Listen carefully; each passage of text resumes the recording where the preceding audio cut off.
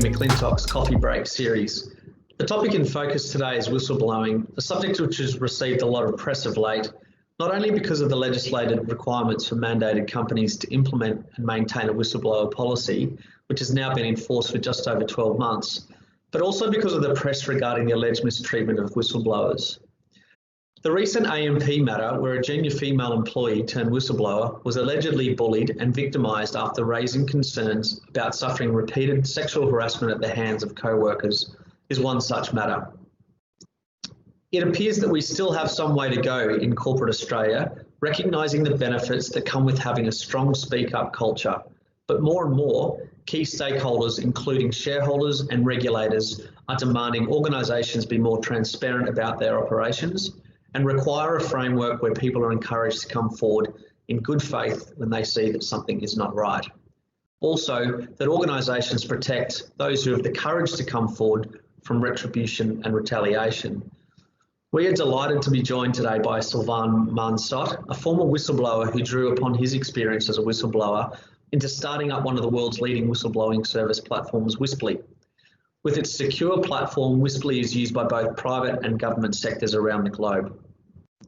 Sylvain blew the whistle on a $20 million fraud at a large Australian-based construction company, and I'm very much looking forward to hearing about his experience as a whistleblower. And Sylvain, thank you for joining us today from Boston in the US. Thanks for having me. No, welcome. As mentioned in the introduction, you uncovered a large fraud when you're an employee at a large Australian construction firm and decided to come forward and raise concerns. Can you talk me through how you came to identify the fraud in the first place? Yes, sure. So we're going back, 2012, got a job at a company at the time. It was called Leighton Contractors. It's public information, so everybody can check it out. And that role was in the procurement team. So I was part of a core team of procurement professionals.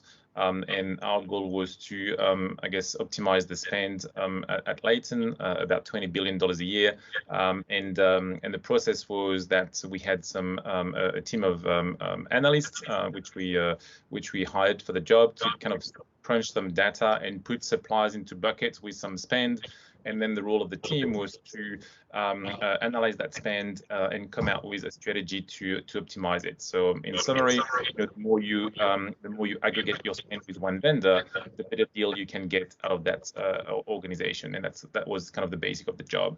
Yeah. And 2 months in, I was doing a lot of interviews of people in the organization to understand how we were doing procurement. So what was the process when we're buying goods and services for Leighton? And so when we reviewed the spend, some of those vendors were kind of intriguing our appetite, whether because of the name, because of the spend, because of a lot of criteria that we had set. And I put aside a bunch of them, did some more research on those vendors, and one came out as being a name that was linked to kind of a cottage or a B&B, and we spent over $2 million in the previous 12 months. And I wanted to understand, why we're spending that much money with a cottage. And so called accounts payable, asked the person to read me what was on those invoices, and all of them was for consulting services, and which didn't link to a cottage at all. So went onto the internet, put the ABN number in there, found the name of a director, put that back into the company directory, and got a match with an employee, which happened to have interviewed a couple of weeks prior to that. So that's kind of how everything came up to the surface. And the total was $20.7 million over a period of 12 years and 308 fake invoices. Wow. So what was it that actually gave you the courage to come forward and speak up and raise your concerns about what you discovered? So I think by nature, I want to know if I'm right or wrong. I want to get to the bottom of things. And this one, to be honest, when I saw it, I thought this is wrong, but I thought that actually I was wrong. I thought I was missing something, because nobody can steal, that much money over 12 years while the fraud scheme was so obvious. For me, at least 50 to 100 people saw exactly what I saw in the 12 years prior to me uncovering the fraud. And so I wanted to understand why I was wrong. Not so much about accusing someone of wrongdoing, but more about finding way to convince myself that I was wrong. And the reason, I guess, why I spoke up in the end was because after doing some more, I guess, due diligence work on that matter, I had two kids at the time, and the third was underway. And I want my kids to be good citizens of the world, and if daddy doesn't do it, then I can't expect my kids to be good citizens. And so I kind of had that inner force to speak up. I had no plan B. Not a question about, I could say nothing, and in 6 months' time that guy would have retired. I actually had to speak up. It's interesting. You said, Sylvain, that a number of people had probably seen the same thing that you did, but hadn't sort of spoken up, or maybe they did speak up, but it hadn't been actioned. Do you have any sort of insights into why people hadn't come forward, or why the organisation hadn't taken steps previous? Yeah, so it's actually several months later that I realized that when I changed role at Leighton, I became an internal auditor / investigator, and realized that what prevented me from speaking up in the early hours of me uncovering the fraud was the feeling of fear, the fear of not knowing what the company will tell me, the fear of losing my job, the fear of being wrong, and that was definitely what I thought was happening at the time, that I had to be wrong. Nobody could steal that much money over 12 years. But doing more investigations for Leighton, I actually realized that there was a couple of feelings that were found in pretty much all of my investigations. One was fear, definitely all of them, whether it's fraud, corruption, sexual harassment, bullying, and then for the more HR related matters, definitely the feeling of shame was coming up quite a few times. And that feeling comes up when people actually don't want to go back to that story, and they don't want to tell the story to either someone from the company or a stranger, because as soon as they tell the story, they know that everybody else is going to be made aware of it. Also, that feeling of shame is profound because they sometimes, and quite often actually, feel that they're part of the problem. So if we talk about sexual harassment, it could be, hey, it was too late at night, I had one too many drinks, I had makeup, a shirt, a skirt, or whatever. And so they blame themselves as well, and they've got that feeling of shame. So that's really, I think, what's preventing most people from speaking up. So you've touched on, fear and shame as, being a barrier to speaking up. So what was the tipping point for you? What was the deciding factor for you to go, I'm actually going to come forward and actually raise this? So again, for me, it was more the fact that I had to do it. I wanted to understand or get to the bottom of it, and I wanted someone to double check what I found, and so it was something I had to do. It was and it doesn't come up in most people actually, because when we're confronted to misconduct or wrongdoing, about 90% of us will never come forward and speak up. So it was definitely something that I had in me, and I touch base on that, having kids and wanting to have my kids being good citizens of the world. It was something that daddy had to do, and I had no plan B. Yeah, very good. And were there any sort of internal barriers for you within the organisation for speaking up, in terms of, was there a culture of encouraging people to come forward, or, talk us through any potential barriers? I think it was more that classic tick in the box exercise where, yes, we do have some type of communication, we've got a code of conduct, we've got a whistleblowing policy, but we also do expect that you've seen it and you know about it, and it's just part of your BAU, and if you see something, you'll say something, which is nice in I guess in a cartoon, but doesn't really work in real life. So we had also a so-called independent third-party provider that we could go to. So all of that was there in terms of compliance and governance, or at least compliance.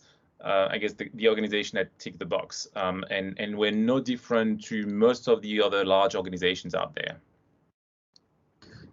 And when you came forward, did you actually identify that you were a whistleblower yourself? Like, often we see that people don't actually believe that they're a whistleblower, or don't recognise or don't identify as a whistleblower. How was that experience for you? So you may have picked up on my lovely French accent. I'm actually French Australian. I'm a Frozy, as I'd like to call myself. And so for me, the word whistleblower was just kind of a random word. I didn't know anything about it, and I never thought for a second that I actually was about to become a whistleblower. It's after the event that someone kind of put that stamp on me, and that I realized what I did.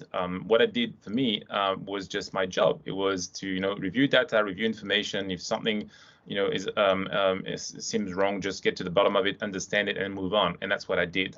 So definitely didn't realize that I was about to become a whistleblower, which is also part of the problem. Is most of us actually realized after the fact that we have been whistleblowers, but the definition of whistleblowing is quite broad, and I guess we'll touch base on that. So who did you actually report it to, or how did you raise your concerns once you became aware of this fraud? So I actually wanted to use the channels, and it took me about 30 minutes to navigate my way through the intranet. And I was lucky because in the organization, about 5% of us had access to the intranet. Everybody else was, digging a hole in a mine, or building a bridge or of some sort. And I was very fortunate that I had access to the information. It took me some time to find it. I went first to the code of conduct. In there was embedded the whistleblowing policy. Went through it, so that we had access to that so-called independent third party. And then I was offered several channels. I had access to the traditional hotlines, the 1-800 number. I had access to a fax number. I had access to a PO box. I had access to an email address and a form on the internet. And then the last one was actually the beautiful overarching open door policy. That's what was available to me. It took me a few hours to actually go through every single channel to see if I was comfortable with them. At the end of the day, the hotline for me was a no-go because they could have picked up my accent. It was outsourced. And in my own case, and it doesn't happen to all whistleblowers, but in my own case, I didn't want anybody outside of the organization to know about it because I was convinced that I was wrong. I just wanted someone to validate that. And my fear was that if I was to speak up to someone in a call center, that person would report the information back to my employer. The employer would come back to me and say, "Hey, Sylvain, this is not fraud, and not only it's not fraud, but you went to someone external to the company to propagate some some fake news." Also, I couldn't submit evidence over the phone, and I had those 308 fake invoices, and we can't submit them on the phone. So I moved on to the next one, which was the fax. I think at the time I was probably 35 years old, never used a fax in my entire life.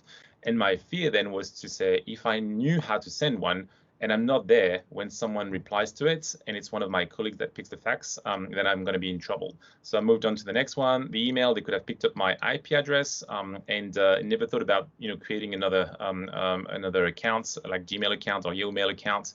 And even though if I had done that, they could have picked up my IP address as well. Then I moved on to the online form, which for Leighton was just kind of a basic form, a one-way street, no opportunities to actually get some interaction with someone at the other end. Same for the PO box. I'm not the guy who likes to write letters. If you send something through, I thought maybe someone did that already, and there's nobody at the other end, or they can't interact with the informant. And the last one was really I guess the open door policy, which I would recommend to anyone not to use, but I actually used it because it was the last option. And I spoke up to my manager, who was the head of procurement. I trusted that person. She only started 3 months before me at Leighton, and so I went to her office, presented her the information, and within 5 minutes she went up to the office of the managing director at the time. That's how the whole thing came out. So after you raised your concern with your manager, what was the impact on you after you blew the whistle on this fraud? Yeah, I guess it was pretty big, even though I think at the time I didn't realize what was happening. But I really felt that I was, that guy standing up in front of someone with a gun in my hand, and I had the power to pull the trigger or not. I knew that employee, had been there for a long time and was about to retire. And I could say nothing, and life would go on, or I could just pull the trigger, do the right thing, and then deal with the consequences. And I took option B, which was to pull the trigger, and knowing that someone's life would be destroyed if I was correct. That's, the marriage and the relationship with his daughter and friends would change forever. And I guess I had to deal with that for quite some time. But in saying that, nobody ever asked me whether I was okay or not. And so if there's really a good takeaway, on that session today is, no matter what people come forward with, just make sure that they're okay, because it most likely, it's impacting them and their well-being. Yeah, it takes a lot of courage to speak up, Sylvain, and in the work that we do with investigations, we get a lot of whistleblowers, and I'm always very blown away by the courage that it takes for someone to come forward and actually speak up, because there's a lot of stories of people not sort of coming out particularly well as a whistleblower. Have you had other whistleblowers reach out to you and share their experience? Because as you mentioned, it's pretty public what you did. Have other people reached out to you and shared their experience? Correct. So for the last 6-7 years, I guess my life is very different, and on a daily basis, I interact with whistleblowers, with whistleblowers to be, with investigators as well. But I learn from those experiences as well, because that's how we also build our products. So it's definitely part of my daily routine, and I feel really fortunate and lucky that at the end of the day, I stayed within my organization. They actually, promoted me to a different role. They valued what I did, and they did the right thing, which, is not happening for most whistleblowers, unfortunately. So yeah, definitely keep that connection. And for me, that's how I learn more about, what can we do to make it easier for people to speak up. And what are some of the common themes that you see that come up, when people are on the precipice of making that decision about whether they come forward or whether they keep that information to themselves? So to be honest, the last conversation was actually a few hours ago with one of my contacts, and that person is, actually at the point of making the call on whether it's a good thing to speak up, or that person should just move on with their life. And the dilemma is really internal. It's what you believe, what you believe is right. And for me, I know it was like I had to do it. I had no plan B. I'm trying sometime to convince people that you can go past that event and then not go through the hell of losing your job and not being able to find another one, and you can move on and then build a different career, but not having to go through that pain, because for most of us it doesn't work out well. So yes, I've got those conversations. The feeling of fear, uncertainty about their future, their family, their livelihood is always coming up. And so my advice to a lot of them, if they don't have, I guess, a safe way to speak up, is to say, listen, try to move on and still be yourself, and try to actually add value to the compliance space and ethics space in a different way. So you add your bit to it, but you don't destroy your career and your life for that. Because I was really very lucky. I have to acknowledge that I was very lucky. I'm interested to know, and you touched on, that no one asked you if you were okay, after you came forward. Did you ever get any thanks for raising the concerns? Were you ever recognised for your contribution in identifying the fraud? So it's a good question, and the answer, I think, is kind of a yes. I guess I got a yes from I got a thank you from my the broader team, because it was kind of a big thing, and we knew that it would fuel the procurement initiative of doing the right thing. I got a thank you from the CFO, for instance, of the organization. But that was about it. It was kind of swept under the carpet. Also because of, I guess, the same feeling of shame maybe from the company side, who saw nothing for 12 years, and so let's move on. But in hindsight, they gave me a promotion, so they did something. However, they didn't give me a pay rise, and I was not asking for one. And I think that's really important as well, because we can see that, for instance, in the US, where there's a bounty or bonus, for whistleblowers that come forward to the ACC. And I don't think whistleblowers are in it for the money. The true ones aren't. The true ones are just in it for the truth and the good of the company and the well-being of the employees. And that's why my belief is that, and I know that Australia has been thinking about, a similar model, which I'm entirely against. I'd rather having a kind of an insurance scheme or compensation scheme that if you do lose your job and you're being impacted because you're unemployable, then yes, there's that, fund that's there just to, finance you for the rest of your life, and that's okay. But getting a 10 or 30%, bounty on or reward on a fine is, for me, is nonsense, and it's not a good message to send to other people out there, because I don't want to be seen as someone that want to benefit from the crime, from someone that wants to win the lottery, or someone that wants to retire early. So as alluded to in the introduction, Sylvain, you went on to set up your own whistleblower platform, Whispli. What was the impetus or the motivation for going and setting up your own whistleblower platform? Sure. So I think it's, after my 2.5 years as an internal auditor / investigator for Leighton, I realized that yes, they had, there was some cases of fraud and corruption here and there that are investigated, but the bigger impact was actually on the employee side. The fact that people didn't feel comfortable to speak up, and so we, the employee well-being was impacted. The productivity of the organization got impacted because people were, sometime, calling in sick or doing the 9 to 5. We had quite a lot of turnover also in the organization. So the overall human cost was actually much greater than the misconduct or wrongdoing that could happen here and there in the business. And that's when I realized that as an organization, we actually failed to enable our people to speak up safely. So my goal there was to build a solution that would help employees be on a level playing field with the employer, to enable a secure and anonymous conversation, because when you take the identity of someone away, then you put them at the same level as the organization. So the anonymity factor was really important, even though until then, most solutions out there were just a one-way street. So there was no two-way conversations, and we overcome that issue with the platform. There's no problem to have someone that reports suspicion of misconduct or wrongdoing anonymously, as long as they can come with some type of evidence or information that allows case manager to start an investigation. The idea of the early phase of the investigation is to show empathy, give options to the informant, make them feel comfortable, and build trust. As you do that, the employee is more likely to give away their name if they have to or if they want to. So in a case of fraud and corruption, or at least in my own case, I just wanted to have validation that what I uncovered was actually wrongdoing.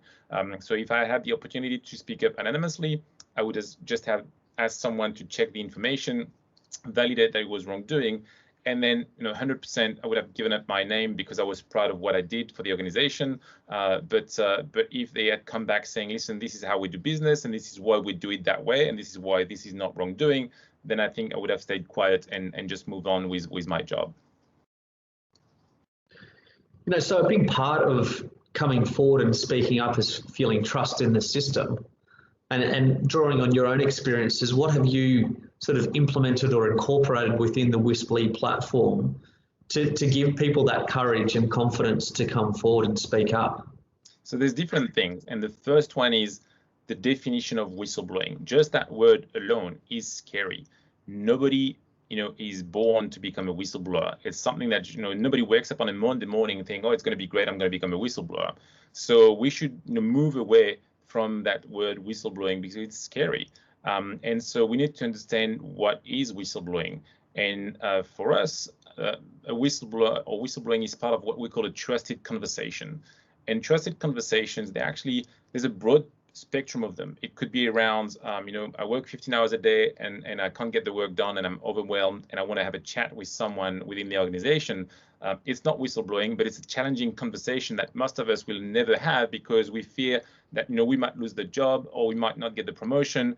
But what if I could actually have an anonymous chat with HR and for them to show empathy, give me options, make me feel comfortable, and so I can move on with, and deal with that issue. The next one could be around, something that I heard at the town hall. The CEO may have said something that I thought was, I guess, impacting the part of our employee base, whether it's because of their religion or the way they dress, or whatever it might be. And so I want to have a conversation, a trusted conversation, or provide feedback on that, and not necessarily put my name on it. Up to the point that I saw someone leaving the office with a couple of laptops. Is that okay? Here is a photo of it, and it could be okay because that person is doing a conference on Monday, or maybe it's the third day in a row that we're missing those laptops, and you become a whistleblower by accident. So the whole idea is to say, how can we make it easier for people to use a single set of channels so they can talk about a broad range of topics? Because what we're asking people to do today is to become the pilot of an Airbus A380 when they speak up. Here is the set of channel if you uncover something that's super sensitive and you need to call that hotline or you need to send that fax. But it's like asking someone to be a pilot of an airplane. What if we actually, and also, we've got a set of channels for whistleblowing, but we've got a set of channels if you've got HR related matters, and we've got a set of channels if you want to speak about safety or diversity and inclusion. So every time we put a new set of communication channels in front of our employees, which is like every time we ask them to be, an astronaut, or we ask them to be the captain of a yacht or something, which is a daunting task when you do it for the first time. It's like when you sit behind the driving wheel of a car for the first time. It is scary, but the more you drive and the easier it becomes. And that's the same thing for speaking up. If you give people a set of tools that they can use on a regular basis, then for them to speak up about something like a $20.7 million fraud will become second nature, because they would have used those communication channels a few times along the way. And by the way, another thing that I should add up is all whistleblowing systems work on the basis that you've got a poster on the wall or something on the internet, some type of email going around saying, if you see something, say something. And people don't see those posters in communications anymore because they don't relate to them. They never think they're going to be that whistleblower one day. It's only that guy somewhere that's going to become one. And so it's important to be able to actually reach out to people for them to come forward. And one way, or actually the best way to do that, is to ask them the question. And so what we've implemented at Whispli, for instance, is a feature called Whispli Pulse, where you can ask a single question to your employees, which could be, have you ever been subject to some type of bullying in the last 12 months within the organization, yes or no? And if I answer yes, then there could be another question that pops up and say, hey, we don't want that to ever happen to you or your colleagues. Would you like to talk more? And have an anonymous conversation with a case manager within HR, for instance.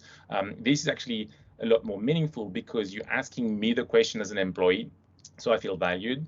And next month could be something around, fraud or corruption, and the following month could be something on sexual harassment, for instance. But the fact that you're going and asking those questions through a pulse to your employees is giving them an incentive that if they were ever subject to some type of misconduct or in front of observing some type of wrongdoing, they would be more likely to speak up because you're asking them the question directly. Yeah, and I think what we see a lot of is that some organisations have a whistleblower policy and a whistleblower hotline, but that they don't actually sort of continue that communication around how to access it. And what you've just touched on there is a really good way of continuing that engagement with employees to know, one, where to go to and get familiar with the product. So if they do, have an issue, that they are comfortable to raise that, and it's not the first time. So I think that's really great. And you also touched on the two-way communication capability. Can you talk us through that? Because I know, for instance, organisations sometimes use a phone line as their hotline or ability, or the avenue for people to raise concerns, but the limitation with that is you typically only get one shot at it. Can you talk us through that two-way communication capability that Whispli has? Sure, and you're right, Scott, in saying that most of those existing channels, they're kind of clunky. they're obsolete. They were good in the 80s and 90s, but nowadays we only with smartphones, and most of us never use a smartphone to actually call. We use a smartphone to chat. We use a smartphone to use application like WhatsApp and Zoom or whatever else, or emails, but we rarely call. The issue with the hotline is you're relying on someone to actually call back that call center, but it was generally not a good experience. Talking to a stranger, reading a script that person doesn't know anything about your business and your problem, and they can't care less. By the way, they're just taking notes and passing that on to the company and asking you to call back in a couple of days. So it's kind of a broken process, and most companies nowadays they start an investigation, and sometimes they can't even start it because they don't have enough information. They can't reach out to the informant again. So those processes are time consuming, they're clunky, they're not addressing the issues, and people tend not to come forward. So the idea of the two-way conversation is to make it like an anonymous WhatsApp, to be able to communicate at your own pace, but to have notification about a message coming up and being able to reply to it, at your own, when it's convenient for you. But the whole idea is to also provide feedback, because sometimes someone will speak up about something, and it's actually not fraud or corruption or misconduct, but you still want to provide them the feedback because you want them to actually come back in 6 months or a year when they see something else. So you need to thank them for the information, that you reviewed it, and that there's nothing in it, that's how we do business or whatever, and then you can move on. But thank you so much for your disclosure. So the importance of the two-way conversation is twofold. Is one, to help the case managers go forward with their investigation, but it's also to provide feedback to the informant on as you progress through that investigation, but also as you conclude the investigation, to be able to inform them about the outcome, or at least tell them whatever you can, because sometimes you can't tell them everything, but to keep them informed and to value the fact that they actually came forward, whether they were right or wrong. Whispli is used all over the globe by multiple organisations. In your experience, where do you think Australia sits in terms of, corporate Australia, or even government? Where does Australia sit in terms of seeing a whistleblower platform and policy being a central component of the fabric of a good corporate governance structure? I think it's on par with some of the good countries like France, where I'm from, or even the EU directive, which is about to enforce, all of the EU countries to improve, the protection of whistleblowers. There's still a long way to go, and I guess for me, it's all about, making it easy for people to come forward, feeling safe and protected. That's what's going to change the game. That's what's going to help companies as well. And they tend not to realize that, because they see whistleblowers sometimes as troublemakers, which is wrong. Most whistleblowers are actually very genuine, and they want everything good for the organization.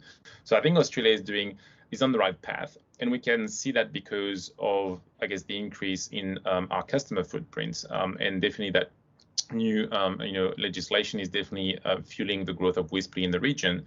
But also, I guess there's a lot of events that have happened in the last few months with some major organizations out there that are helping other companies to think about, how they operate their own business. Do we have issues around, misconduct with some of our management? Do we have issues with, doing business in some countries? Do we have issues in our supply chain? And so they're looking at solutions now, because they know that it's going to help their business if they can come up clean, and if they can show that they're actually walking the walk, that they've got systems in place that are effective and not just a tick in the box compliance type exercise. So Australia is heading in the right direction. There's still a long way to go, because I think in the early days, companies were kind of looking around what others are doing. But we've been seeing, like, for the last 6 to 8 months, there's definitely an increase in demand for our solutions from the small companies, but also the very large ones. So definitely some good improvements there. I think you touched on the legislation, and I actually think that's a really great start. And I think organisations tend to react to that. It's a reactive thing. I think what will be interesting to see is the maturity of Australia in terms of seeing it as a positive. And as I alluded to in the introduction, key stakeholders are now demanding transparency and good corporate governance. And I think, you know, what I'd like to see is that actually be seen as the right thing to do, as opposed to it's because we have to, because the legislation says so. Correct. And if I may, I think there's also, I guess, regulators have a strong say in that as well. In Australia, industry, you know, peak bodies do have their say, and it's definitely helping the transition from the old school of doing whistleblowing into the new world of you know, what we call trusted conversations. When I do attend, I can't do them physically now, but I definitely do them remotely, conferences and talk about whistleblowing. That notion of trusted conversation does resonate. We need to move away from the word whistleblowing and move into that trusted conversation spectrum. Otherwise, people will never feel comfortable to speak up, and we need to broaden that spectrum so people can you know, feel more comfortable in speaking about a broad range of topics, including misconduct and wrongdoing, and that is definitely resonating. And we can see that because a lot more government agencies are actually using you know, our platform, which shows that they actually understand, you know, what we're doing, and they can see the value that it brings to their organization. Yes, it's fascinating around the term whistleblower. You know, there is definitely still a stigma attached to that phrase, and 100% agree that we need to sort of move away from that conversation. But it's, you know, it can be difficult when regulators are writing legislation that uses that term. You know, the media talks about it. It's the term synonymous with someone speaking up. So, yeah, but 100% agree. No, I just wanted to add something, if I may, on that point. Sure. Don't expect employees to know the legislation, the whistleblowing legislation. Only a bunch of, you know, ethics and compliance or governance people will know about it. And most employees have never heard of a legislation, and even though some of them may have, they will always have that fear that, you know, is that the Australian legislation that's going to prevail, or the US one, or the French one, because my organization might be operating in different countries. So I think the word whistleblowing is fine in a legislation. It's okay at, you know, I guess at that. But whenever an organization communicates to its employees, they should talk about a speak-up culture, about, you know, a trusted conversation culture, but not use the word whistleblowing. But you're right, we're not going to move away from it for quite some time. Yeah. Well, Sylvain, it's been a fascinating conversation. I really appreciate you taking the time to speak with us today and share your insights and your experience, and to tell us a bit more about the Wispli product. We really appreciate your time, and I'm sure the viewers are going to get a lot out of that session. Thanks for having me, Scott. Great to see you. Thanks, Sylvain.